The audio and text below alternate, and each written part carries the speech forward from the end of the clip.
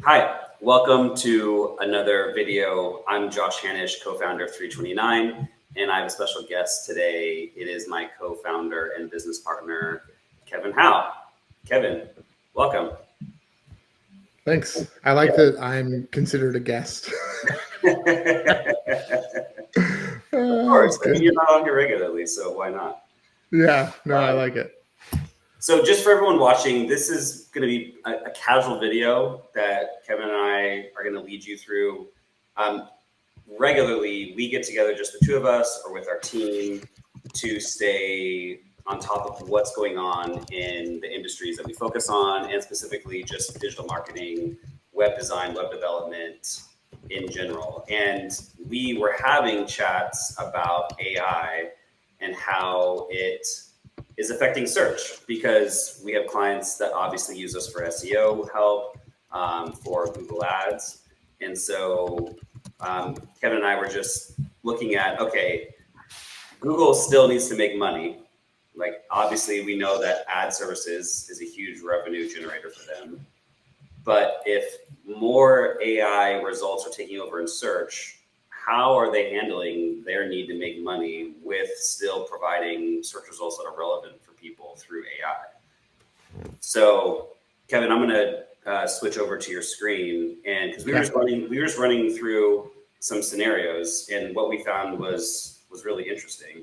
So this is Kevin's screen, and Kevin, I'll just let you take it over from here. We just started doing search results with like what we could think of would be people's phrases that they'd start with. Yeah, so I have a bunch of tabs we'll go through, but what I have found interesting as things have changed and progressed recently is there's this big conversation about, Google and using AI and how it's going to cannibalize their search revenue and all this, which it is. No one knows how much yet, but yeah. They long also, term. Right? Huh? Long term, it's like AI is definitely going to be taking over. Right. Yeah, exactly. But you have, I don't even remember how many Gmail users you have last count, but you have this, you can put all of them on Gemini, right? So they can take their ecosystem and sell elsewhere. But what I think has been really interesting as we've looked at like ads versus search engine optimization and how people navigate the web and navigate AI recently, it's really interesting to see how Google has injected AI into search, but then also how it's being used in ChatGPT as like their competitor, right? Yeah. And so I pulled up a couple of searches that I think are interesting and we'll to talk through. The first here is I have a palm tree at my house. We're talking about moving, right? And so I didn't know, like, can you move a palm tree? I mean, obviously I know you can, because they'll plant huge palm trees places, but like I didn't know how feasible it was to move a palm tree in my own home, right, on my land. Yeah. And what I think is interesting about this is if you ask, from a yes, no, how do you do it question, you get this answer down below, right? This AI overview that, yeah, you can move a palm tree. They're generally easier to transplant than other trees. You have to get a lot of root ball, plan, all this sort of stuff. And you can even expand this AI answer. So I don't have to go like search and like find all these websites to understand like, hey, can I even do this? Right. But Google has also put a sponsored link to above this with an option to click and show more. So they're taking AI and they're combining ads with it. Right. Right. But and we'll come back to this. But then if we go to the next thing that I was looking at, this is going to be like a window into my life. I'm learning how to tie fishing line together. So braided line to leader. Yeah. And so this is another search that I did of like how to tie fishing line together. Now this is a how-to, right, question, like how do you bake a cake or how do you do these things? But it's super visual, because if you told somebody, well, you take this line and do this, it's really hard to describe all of the like whenever you're learning how to tie these lines, it's either videos or images that go together. So I think what Google's done here is they've said, okay, one, nobody's bidding on how to tie fishing line together. So you're not going to have odds there. But also, it's not an answer that's easily solved with a large language model, right? It's not easy for Gemini or ChatGPT to say, take these two lines, do this, do this, do this, and you're going to get these, they're tied together. So you actually don't have AI at all on this page. This is like kind of more of a classic, page that we're used to, Right. which is optimized for YouTube, obviously one of Google's properties, but YouTube. Yep. And then you'll get some WikiHows and Reddits, and you can pull up some images.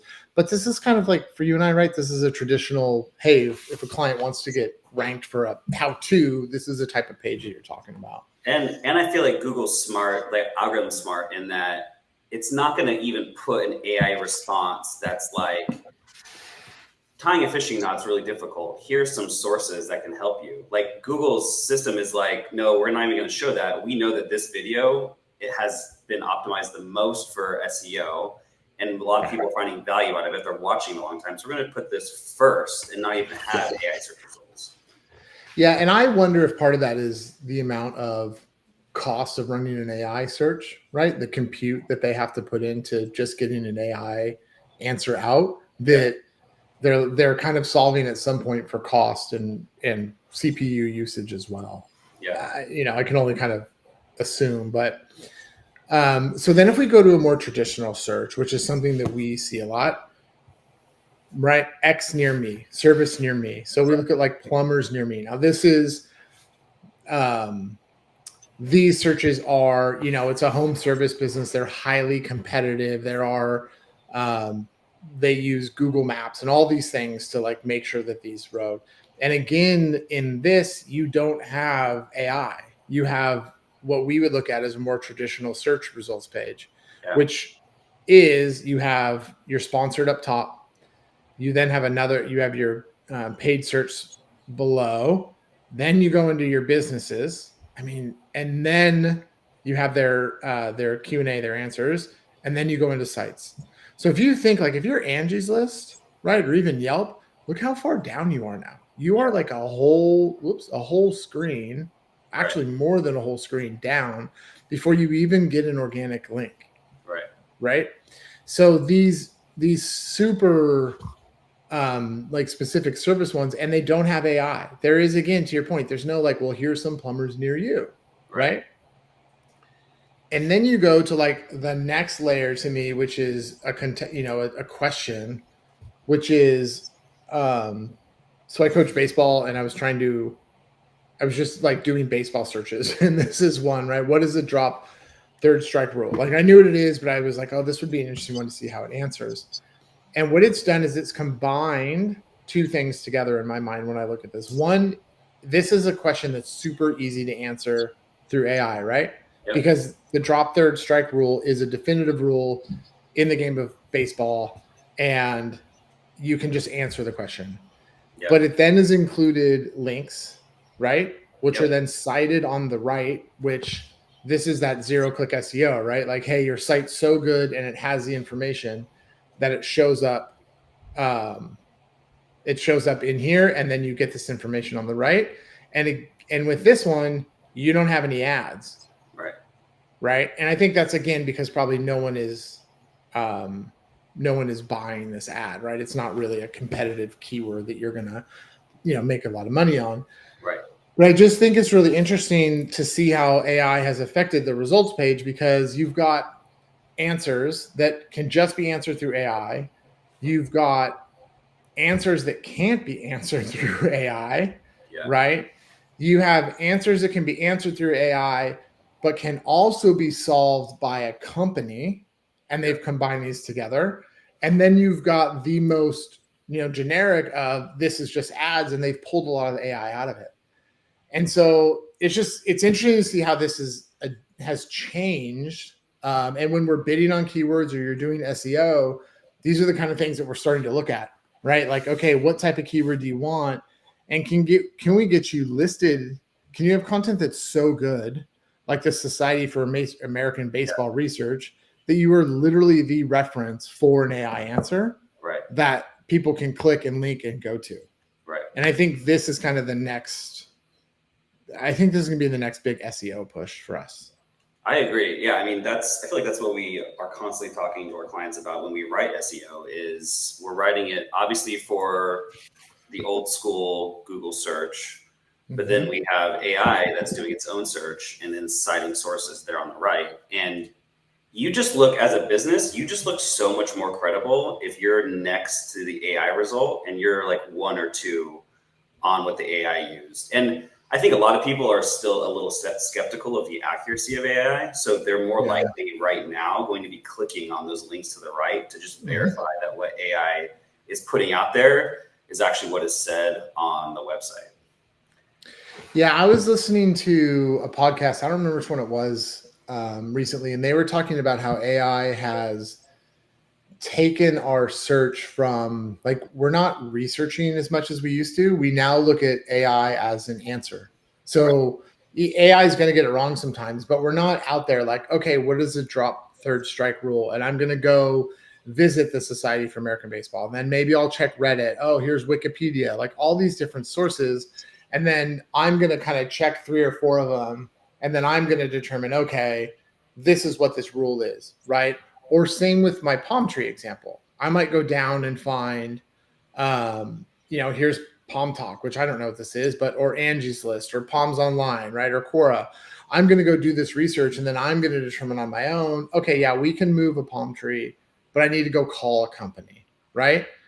It does all that for you. And then now we're assuming that the result that it gives you, that, yeah, you can move it, is accurate. Right. I didn't even check any of these other links. My wife and I were talking about this. I literally was like, yeah, you can move one. Like it was, I didn't even go into it. Yeah, told me I could. Yeah. And maybe you can't, but like it says you can. And I'm just assuming that it's done the research already for me. Yeah. I think this speaks to like the whole agent conversation where I feel like we're one iteration, maybe 2 iterations of AI away from a Google agent, where when you type in, can you move a palm tree? Instead of it showing all of that, it actually gives you almost like you called or like reached out to a consultant and they give you everything where you can, it says, yes, you can. And again, it already is kind of saying this, but then it's like, we've already vetted the top 3 companies near you. Here they are, all within the AI search result. You don't even see the paid ads, but now instead of companies paying for keyword placement, they're paying Google to be placed in the AI. And maybe not. I mean, that brings up a whole interesting question on, right now, some companies are getting through search results just with brute force in paying for ads. They're not even really caring about SEO.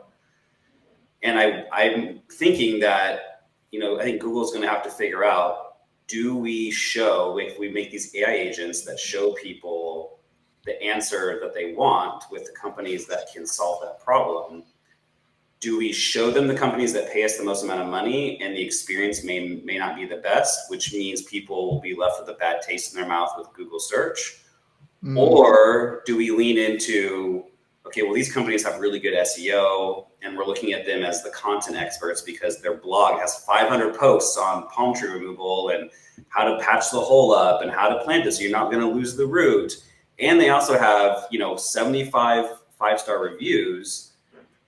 Like, are they going to start serving those companies up because they know that people that are using that search are going to have a better experience and keep coming back to Google?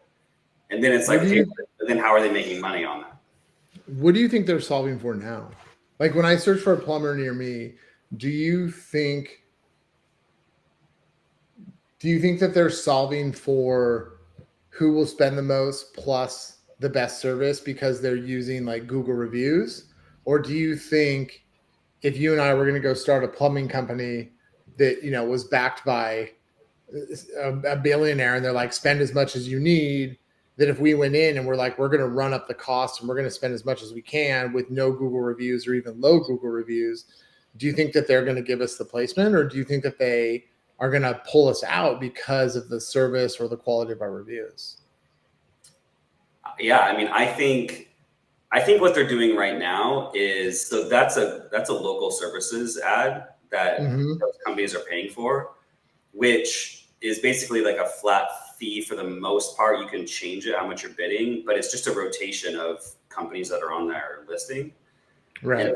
And so I think that's what that is. And I think they're, the keyword plumbers near me, they've told their algorithm, people want to talk to somebody now to get their problem solved. So we're going to show companies at the top. If I were Google, I would value quality companies over who's paying you the most. Yeah, I think so too. I think you have to do that with content as well, right? Yeah. You want to see how it extends into like the actual AI application? Yeah, sure. Okay, so then I did 2 other searches. So let's look at, so this is our drop third strike. So this is ChatGPT, which obviously they're not embedded in the browser and people, it's not, like google.com, but what's happening is ChatGPT is becoming the default search engine for certain people, right? Yeah. So similar to my like, oh, we just assume it's right. Like, oh, I just did this search. What is drop third strike rule? And here's your answer. Right. Okay. The interesting thing on this is there are no citations like readily available. When we go to Google or Gemini and ask the same question, what is the drop third strike rule? You get the answer, but you also get a link, right? And so there's this citation as part of it that is the first, like the most important, or I'm sorry, the highest ranked site from when we did this search here. So they're both the Society for American Baseball. So I think if you're doing really good SEO, you're not only going to appear on the search result page, you're going to show up in Gemini search result page. Right. And then what ChatGPT is doing is they are going right after Google, where I did a search, more of a contextual search. I need a plumber to fix my water heater. And these are, as it says, reputable options to consider. And this is their search results. And then you have sources. Yep. Right. And so this is like ChatGPT is turning into a search engine, and Google as a search engine is turning into an AI model. And it's like there's this convergence that I think at some points they're gonna, that you're just gonna move between them into like back fluidly, For sure. And it's interesting. Like, okay, real quick, go back to the other ChatGPT tab. If you ask it, please show me your sources, it should generate a list of sources.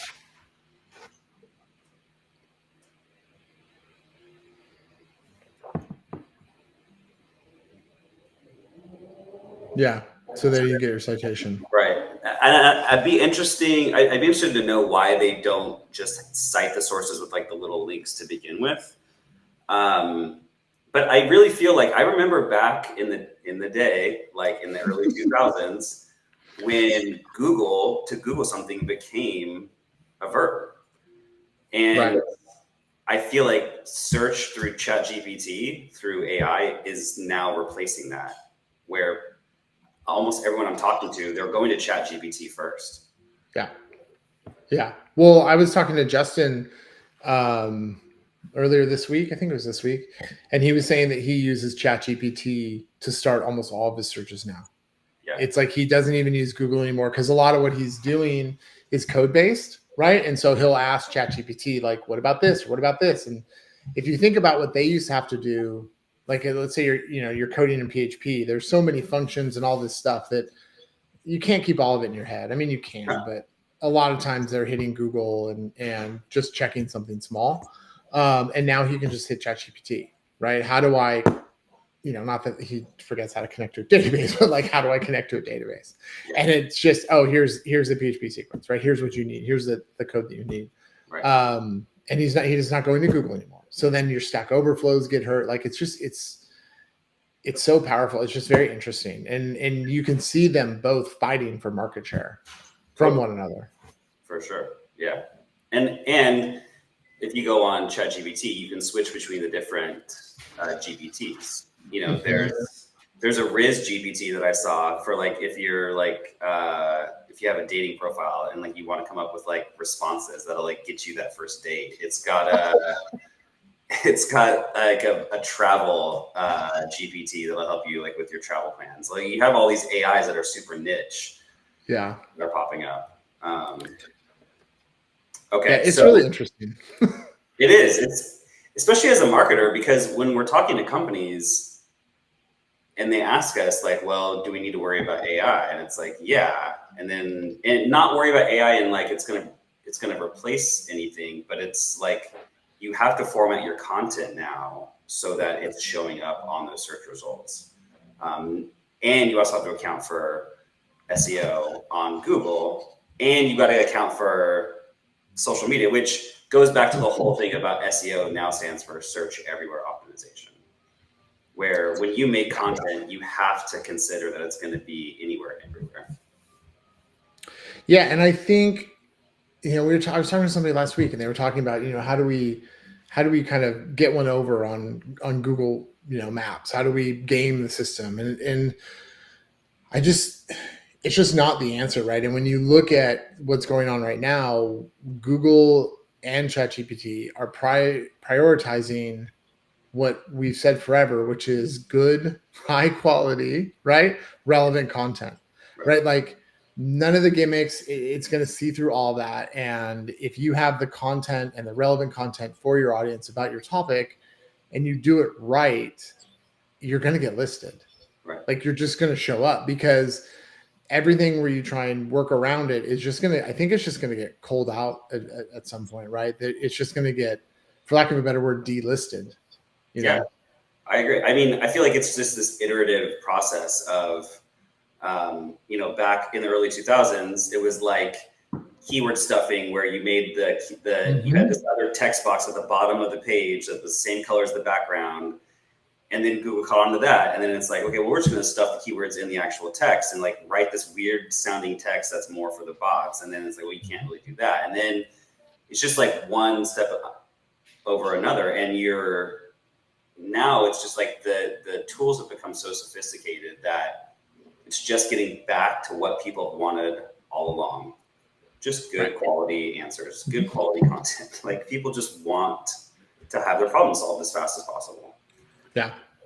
And I think AI will, it's going to help long-term, but you I don't even know how to describe it, saying you just do the basics, right? And that's no one likes to talk about that. It's all like what's fancy and what's hot and what's cool, but it's really like the basics are going to get you so far. Doing the basics correctly, consistently, are going to get you so far. Yeah.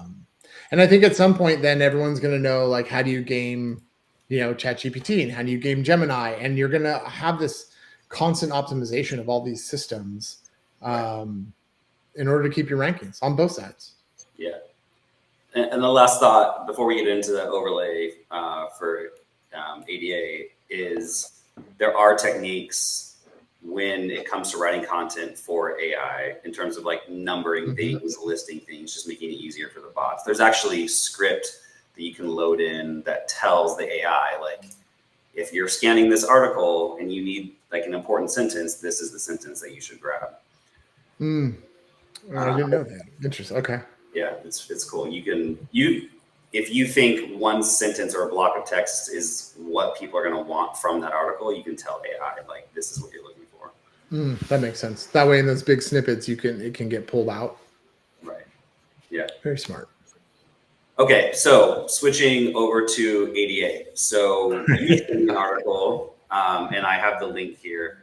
So this was what you sent: another web access overlay company sued by a small business. So we've been talking ADA for years now, and at first it was like, hey, put this accessibility widget or this other overlay widget like on your website and you'll be good to go and it'll be ADA compliant. And then what is actually so crazy about all this is national organizations that represent individuals with disabilities have actually come out and said overlays are garbage. Like, please stop using them. They're not helping us. And this is another example of that. And this this website, which is, it goes into detail about this website, just talks about a lot of the reasons on why not to use overlays.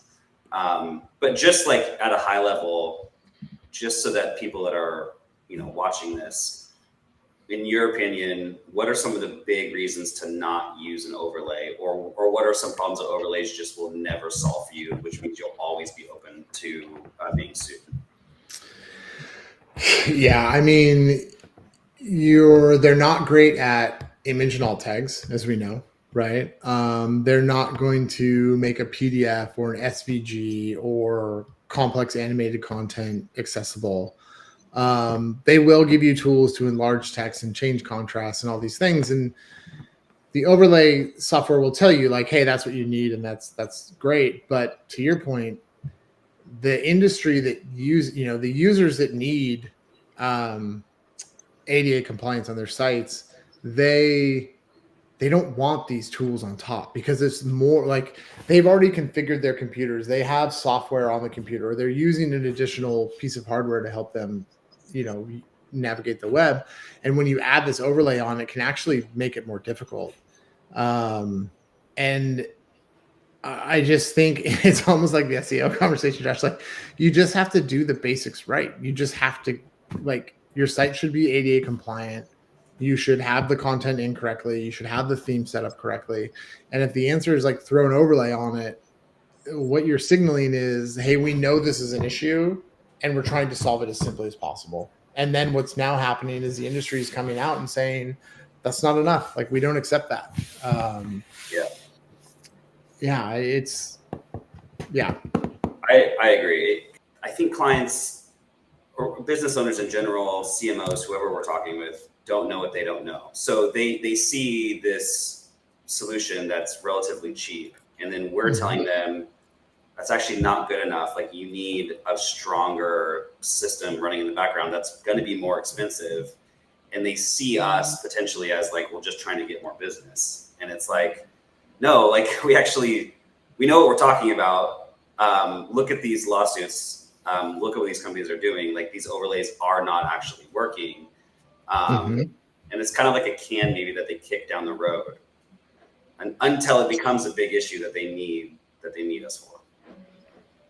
Yeah, I think I agree with you. If someone's putting overlay on, they're doing it because they want the site to be accessible, right? And they don't know that what they're doing could actually be a hindrance, or that, these companies are getting sued. They don't know. They just don't know. And you look at like Userway, which is that article about, and I think they merged recently, and I think it was like a $90 million like deal, right, of these two countries. And so you have like almost $100 million of this business engine moving towards selling this software.